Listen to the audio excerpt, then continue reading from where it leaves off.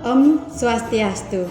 Selamat pagi anak-anak, selamat berjumpa lagi bersama Bu Komang di pembelajaran tematik tema 5, subtema 1, pembelajaran 4, pembelajaran 5, dan pembelajaran 6. Nah, sebelum pembelajaran dimulai, marilah kita terlebih dahulu berdoa.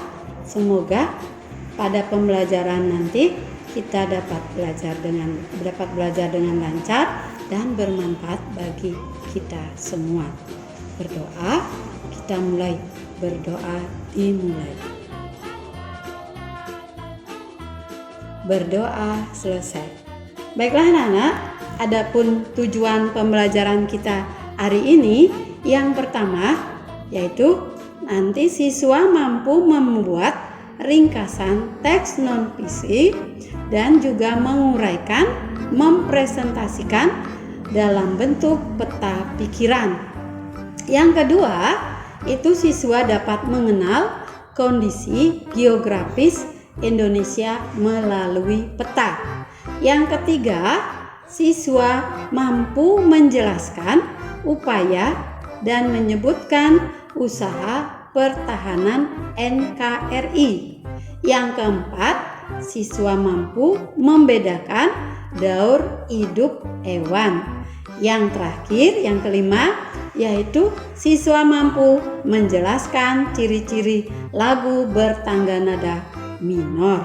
Nah, anak-anak, untuk lebih jelasnya, mari kita perhatikan tayangan berikut ini. Ya, baiklah anak-anak, pembelajaran hari ini yaitu pendalaman materi tema 5 ekosistem, subtema 1 komponen ekosistem. Nah, pertama kita akan belajar membuat ringkasan tentang non-fiksi. Nah, di mana kita akan menyajikan teks non-fiksi secara lebih singkat dengan mengambil intisari atau ide pokok dari teks.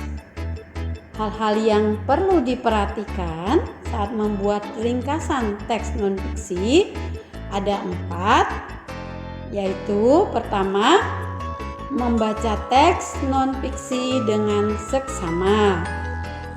Yang kedua, sini menentukan ide pokok setiap paragraf pada teks non-fiksi.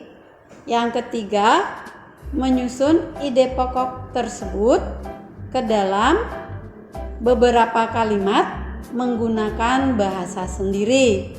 Nah, setelah kita menentukan ide pokok ya anak-anak, kita akan membuat kalimat tersebut dengan menggunakan bahasa sendiri. Nah, yang keempat, juga harus memperhatikan pemilihan diksi dan ejaan sesuai EYD. EYD itu adalah anak-anak ejaan yang disempurnakan. Nah, itulah tadi hal-hal yang perlu anak-anak perhatikan saat membuat ringkasan teks non-fiksi.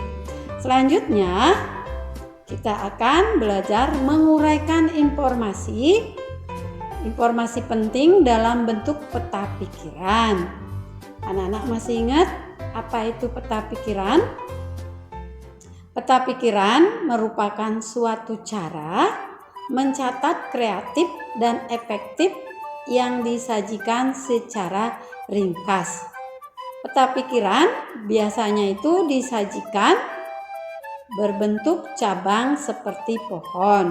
Nah, dimana itulah peta pikiran ya anak-anak. Peta pikiran itu merupakan suatu cara mencatat kreatif dan efektif yang disajikan secara ringkas.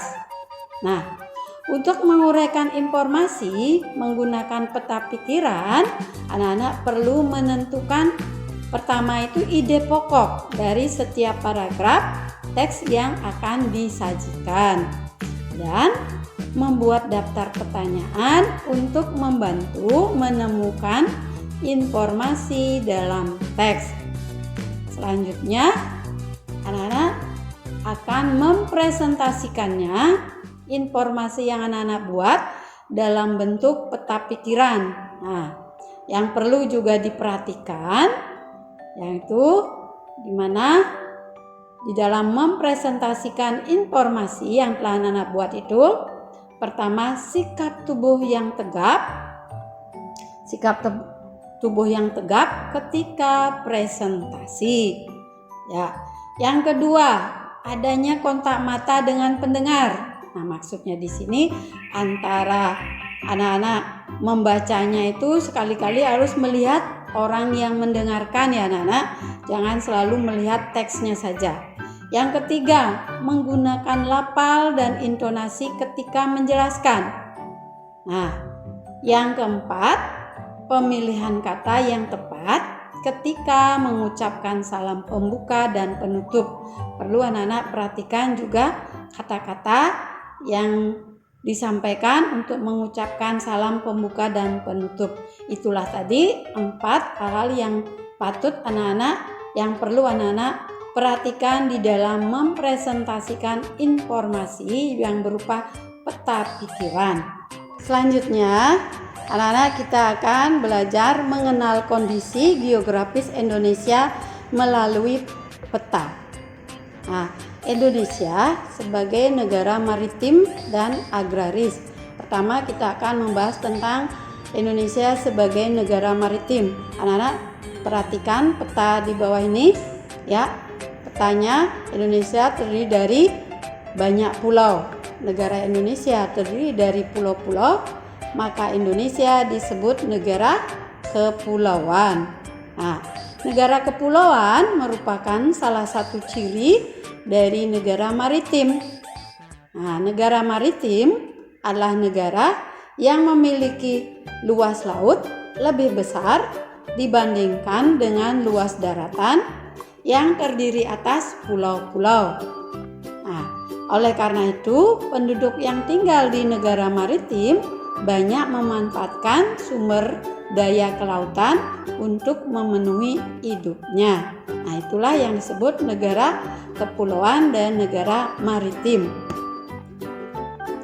Berdasarkan kondisi geografisnya, Indonesia juga merupakan negara agraris. Anak-anak masih ingat apa itu negara agraris? Negara agraris adalah negara yang sebagian besar penduduknya bekerja sebagai petani yang mengolah lahan pertanian.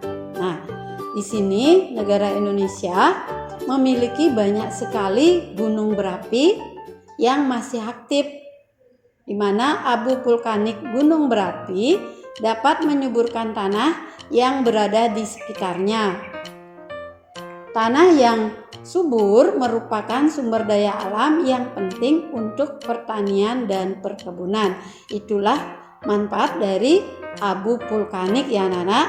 Nah, keberadaan negara Indonesia juga sebagai negara tropis yang juga sangat menguntungkan, di mana sebagai negara tropis itu memiliki 2 musim, yaitu musim kering atau juga disebut musim kemarau, dan musim basah disebut juga musim hujan, di mana para petani itu dibantu dan nelayan Indonesia untuk bekerja ke laut, dan pertanian juga merupakan daya andalan Indonesia. Itulah manfaat dari negara Indonesia sebagai negara tropis. Baiklah anak-anak, sekarang kita selanjutnya belajar tentang upaya mempertahankan persatuan dan kesatuan bangsa Indonesia. Yang perlu anak-anak perhatikan yaitu ada beberapa cara mempertahankan persatuan dan kesatuan. Yang pertama itu saling menghormati dan menghargai. Yang kedua, menghargai hak dan kewajiban dan antar anggota masyarakat. Yang ketiga, bergotong royong melakukan berbagai kegiatan. Yang keempat, memiliki sikap peduli terhadap lingkungan sekitar. Yang kelima, menghargai pendapat orang lain saat bermusyawarah. Yang keenam, menolong tetangga yang mengalami musibah, dan yang ketujuh, memiliki rasa toleransi antar sesama. Nah, itulah tadi beberapa cara mempertahankan persatuan dan kesatuan, di mana itu pertama saling menghormati, menghargai hak, bergotong royong, memiliki sikap peduli, menghargai pendapat orang lain, menolong tetangga yang mengalami musibah, dan memiliki rasa toleransi. Nah, selanjutnya sekarang usaha mempersatukan Negara Kesatuan Republik Indonesia atau yang disebut dengan NKRI, yaitu usahanya yaitu salah satu cara yang dapat kita lakukan untuk mempersatukan NKRI adalah di sini berpartisipasi dalam upaya menjaga keutuhan wilayah dan bangsa Indonesia, di mana upaya mempersatukan bangsa itu perlu dilakukan secara terus-menerus dan berkesinambungan oleh seluruh lapisan masyarakat. Dengan persatuan, keutuhan bangsa akan tetap terjaga. Ya. Baiklah anak-anak, selanjutnya kita akan belajar tentang daur hidup hewan. Nah, apa itu daur hidup hewan? Daur hidup hewan adalah tahapan pertumbuhan dan perkembangan suatu hewan, di mana di dalam daur hidupnya itu hewan yang mengalami perubahan bentuk, juga ada yang tidak mengalami perubahan bentuk. Hewan yang mengalami perubahan bentuk pada tahap tumbuh kembangnya itu disebut mengalami metamorfosis ya anak. Nah, berdasarkan perubahan bentuknya itu metamorfosis dibedakan menjadi ada metamorfosis sempurna dan tidak sempurna. Metamorfosis sempurna terjadi ketika hewan mengalami perubahan bentuk yang sangat berbeda pada setiap perkembangannya. Nah, di sini kita akan belajar yaitu mengamati ciri-ciri metamorfosis sempurna. Nah, pertama kita perhatikan dulu contohnya hewan yang mengalami metamorfosis pada kupu-kupu. Perhatikan gambarnya anak-anak. Sini gambarnya ada telur, terus ulat berubah menjadi kepompong. Nah, kepompongnya berubah menjadi kupu-kupu muda, kemudian kupu-kupu dewasa. Di sini jadi kupu-kupu itu berkembang biak pertama dengan cara bertelur, kemudian menetas menjadi ulat atau larva, kemudian ulat berubah menjadi pupa atau kepompong, kemudian akan menjadi kupu-kupu muda dan menjadi kupu-kupu dewasa. Itulah tadi ciri-ciri dari perubahan metamorfosis sempurna pada kupu-kupu. Selanjutnya kita akan perhatikan contoh hewan yang mengalami metamorfosis tidak sempurna pada kecoa. Nah, di sini perhatikan gambarnya ya anak-anak. Nah, ada telur kecoa, yaitu ada namanya dia akan menetas menjadi nimpa 1, kemudian tumbuh menjadi nimpa 2, menjadi kecoa muda, kemudian kecoa dewasa. Nah, jadi kecoa itu berkembang biak dengan bertelur.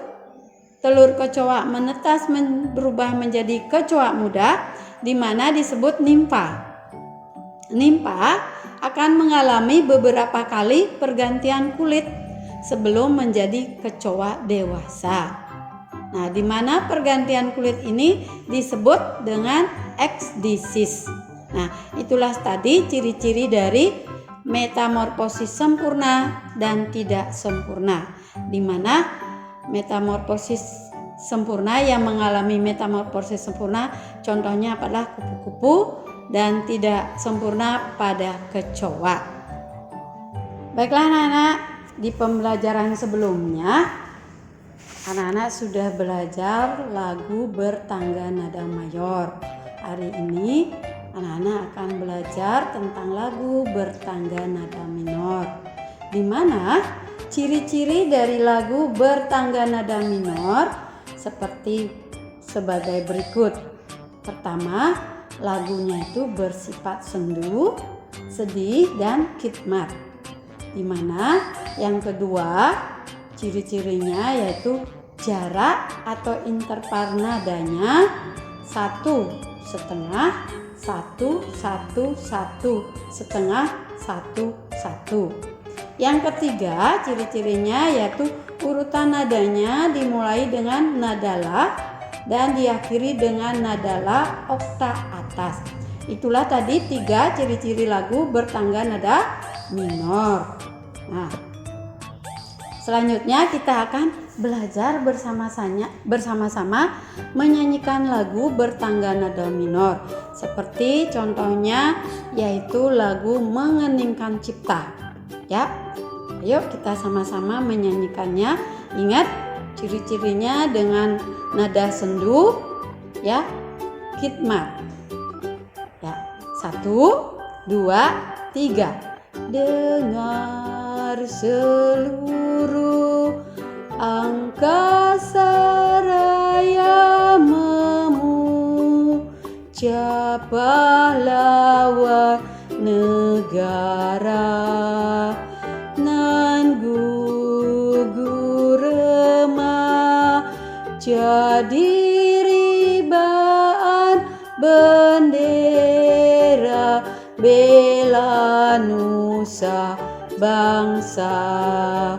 Kau ku kenang wahai bunga putra bangsa, arga jasa kau cahaya pelita bagi Indonesia merdeka.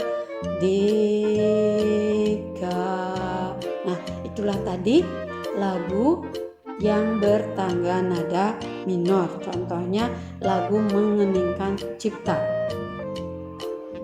Selanjutnya kita akan menyanyikan lagu bertangga nada mayor dan minor jika diiringi dengan alat musik, di mana lagu dapat dinyanyikan dengan iringan alat musik ritmis dan melodis.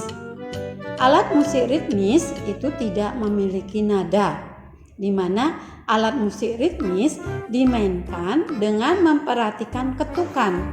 Contohnya seperti gendang, triangle, maracas, dan tamborin. Sedangkan alat musik melodis dapat melantunkan melodi sebuah lagu.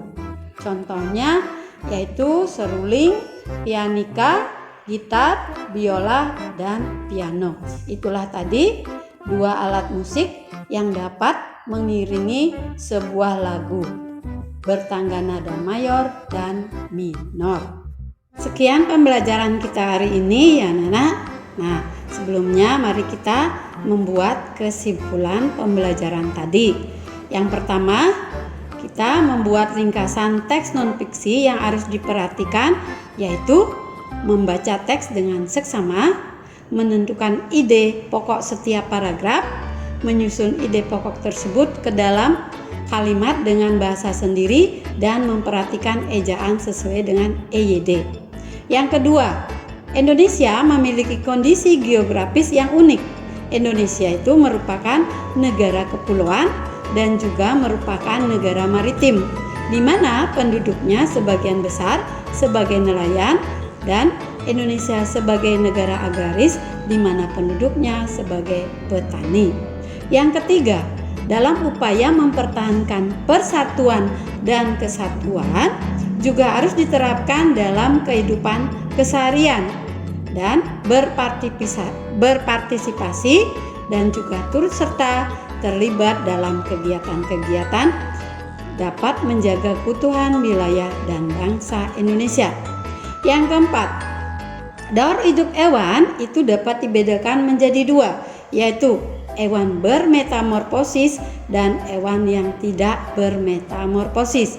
Hewan bermetamorfosis dikelompokkan berdasarkan tahapan daur hidup, yaitu bermetamorfosis sempurna dan bermetamorfosis tidak sempurna. Yang kelima, adapun ciri-ciri lagu bertangga nada minor, yaitu lagunya bersifat sedih, di mana memiliki jarak interval 1,5, 1, 1, 1,5, dan 1, 1. Nah, demikian tadi pembelajaran kita hari ini. Semoga bermanfaat. Ya, anak-anak, sebelum kita tutup pembelajaran, mari kita berdoa terlebih dahulu. Berdoa dimulai. Berdoa selesai. Terima kasih. Sampai jumpa. Dah.